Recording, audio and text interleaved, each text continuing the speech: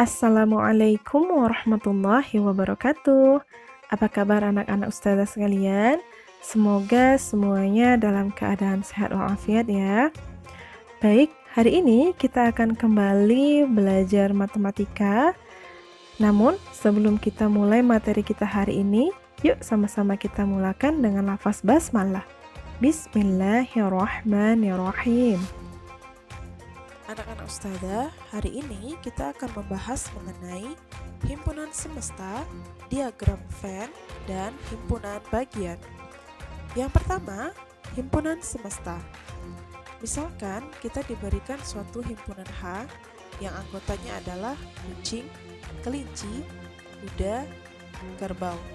Nah, anggota-anggota H dapat dikelompokkan ke dalam himpunan hewan berkaki empat, atau himpunan hewan menyusui, atau himpunan hewan berawalan huruf K. Nah, himpunan-himpunan di atas disebut himpunan semesta dari himpunan H.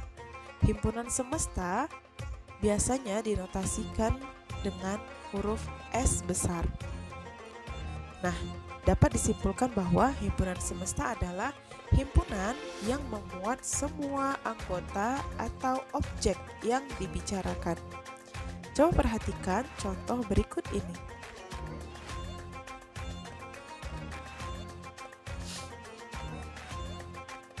Yang kedua, diagram Venn.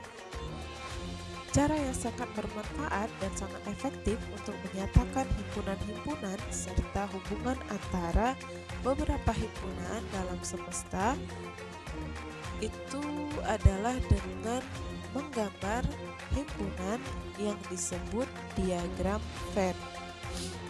Hal-hal yang perlu diperhatikan dalam membuat diagram Venn adalah sebagai berikut.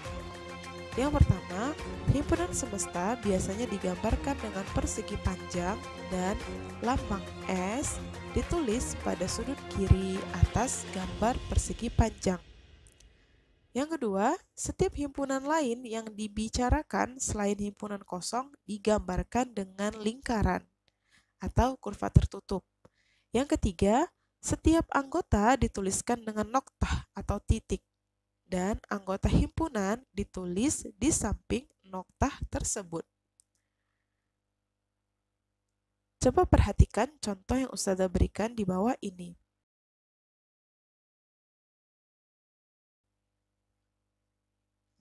Yang ketiga, himpunan bagian, himpunan kosong, dan himpunan ekivalen. A. Himpunan bagian. Untuk memahami himpunan bagian, perhatikanlah himpunan berikut ini. Himpunan S terdiri dari semua siswa kelas 7 di sekolahmu. Himpunan A sama dengan semua siswa kelas 7A di kelasmu. Himpunan B sama dengan semua siswa perempuan di kelas 7A di kelasmu. Kemudian yang C, himpunan C, semua siswa laki-laki 7A di kelasmu. Nah, dari contoh di atas diperoleh keterangan berikut ini.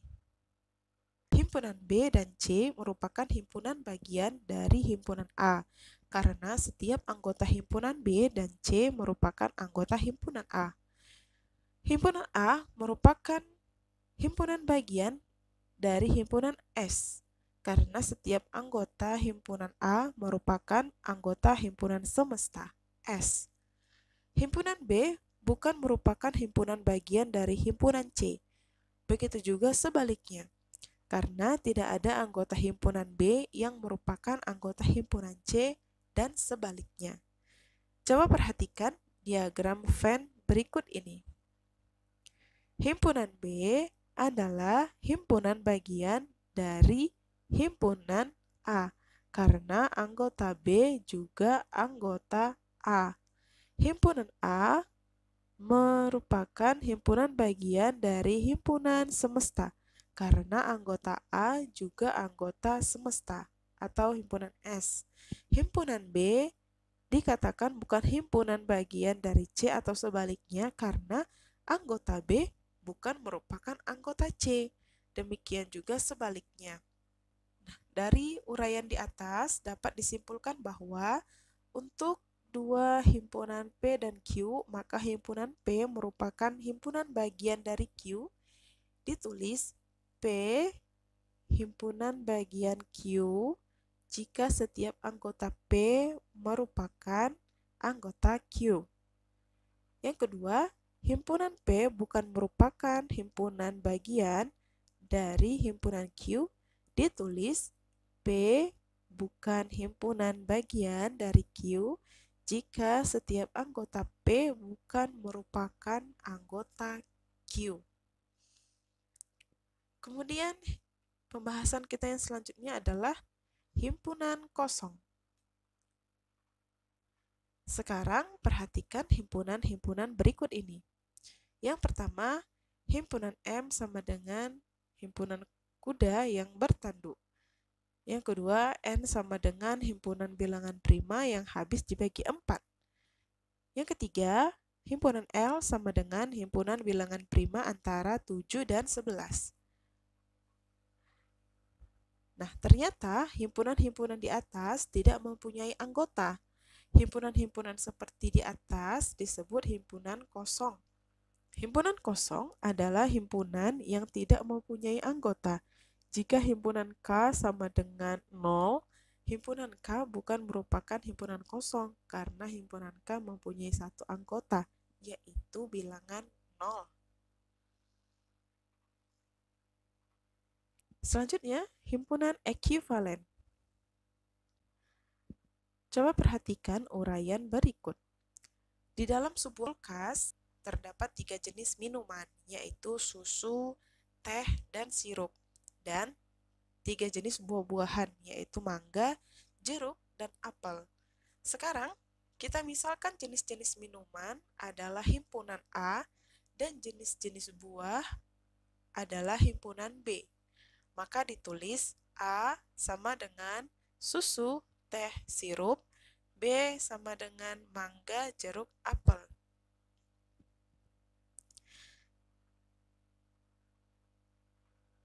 Nah, kalau kamu perhatikan kedua himpunan tersebut, apakah ada yang sama di antara keduanya? Dari kedua himpunan tersebut, yang sama adalah banyak anggotanya, yaitu sama-sama 3. Dapat ditulis Na sama dengan 3, NB sama dengan 3.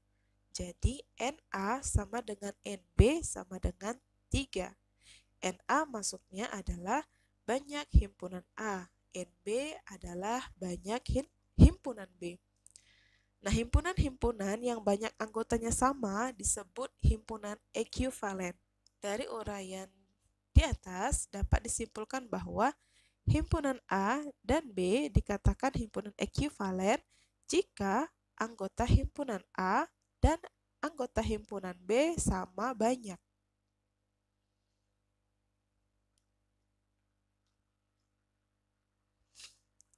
Selanjutnya, kita akan membahas mengenai operasi himpunan. Anak-anak ustazah, dalam pembahasan himpunan, kita tidak perlu melakukan operasi perhitung. Namun, operasi himpunan di sini terdiri dari yang pertama, irisan 2 himpunan. Untuk memahami pengertian irisan 2 himpunan, perhatikan uraian berikut. Misalkan, himpunan A sama dengan 0, 1, 2, 3, 4, 5. Himpunan B sama dengan 3, 4, 5, 6, 7. Perhatikan, yang pertama, 0 itu merupakan elemen himpunan A. 1 elemen himpunan A. 2 elemen himpunan A. 3, 4, dan 5 juga merupakan elemen himpunan A. 3 itu merupakan himpunan bagian dari A. 4 merupakan elemen himpunan B. 5, 6, dan 7 merupakan anggota himpunan B. Nah, himpunan yang anggotanya 3, 4, dan 5 dikatakan himpunan A irisan himpunan B. Ditulis A iris B.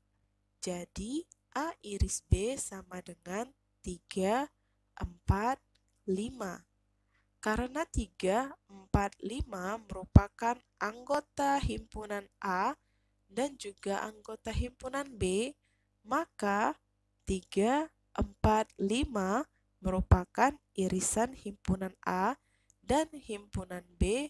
Ditulis A iris himpunan B sama dengan 3, 4, dan 5. Nah, jika digambarkan dengan diagram Venn, maka akan diperoleh gambar seperti berikut. Nah, berdasarkan uraian di atas dapat disimpulkan bahwa irisan suatu himpunan A dan B adalah himpunan yang anggotanya merupakan anggota himpunan A yang juga menjadi anggota himpunan B. Nah, irisan himpunan A dan himpunan B dinotasikan dengan A iris B sama dengan X, di mana X merupakan elemen A dan X merupakan elemen B.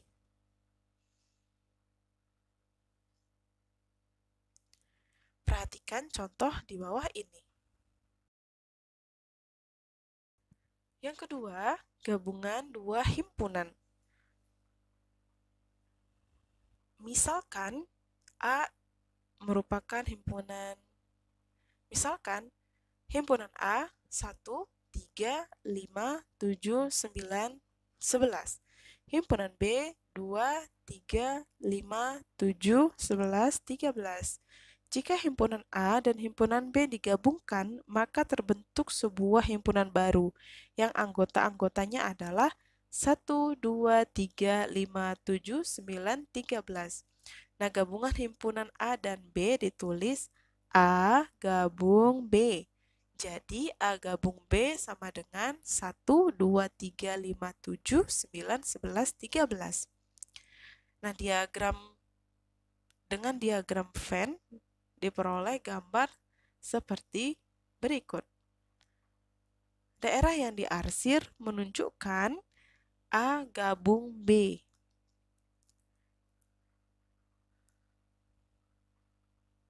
Dari uraian di atas dapat disimpulkan bahwa gabungan himpunan A dan B ditulis A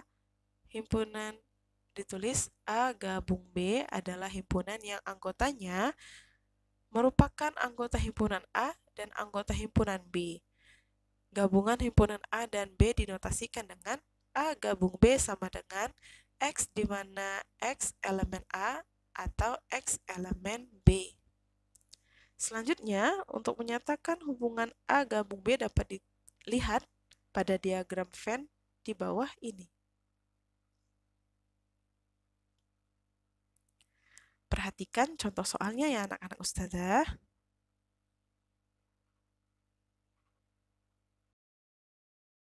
Selanjutnya, selisih dua himpunan. Misalkan diketahui dua himpunan A dan B, selisih himpunan A dan B adalah himpunan semua anggota A yang bukan anggota B.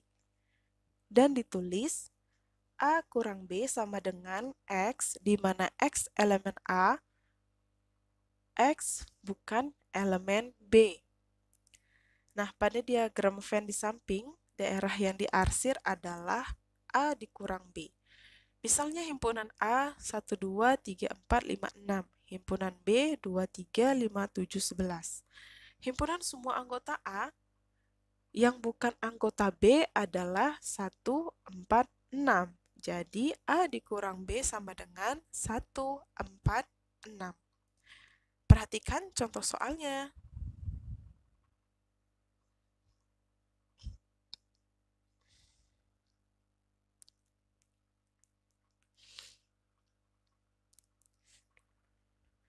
Selanjutnya, himpunan komplement.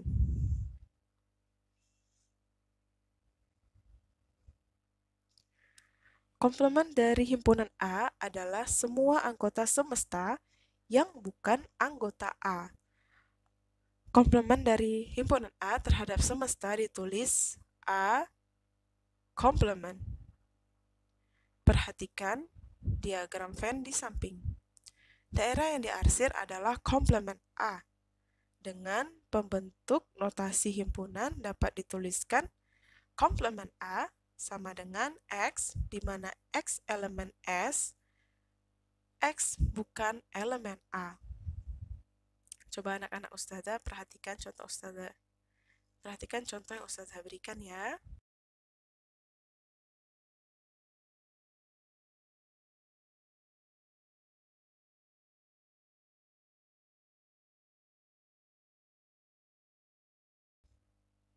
Yang terakhir, sifat-sifat operasi pada himpunan. Coba anak-anak ustazah perhatikan sifat-sifat dari irisan dan gabungan di bawah ini.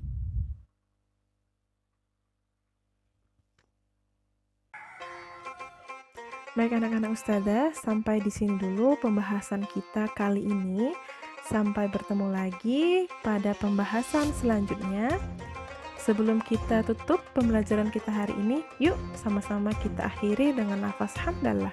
Alhamdulillahirrabbilalamin. Baik, ustazah tutup dengan Assalamualaikum warahmatullahi wabarakatuh.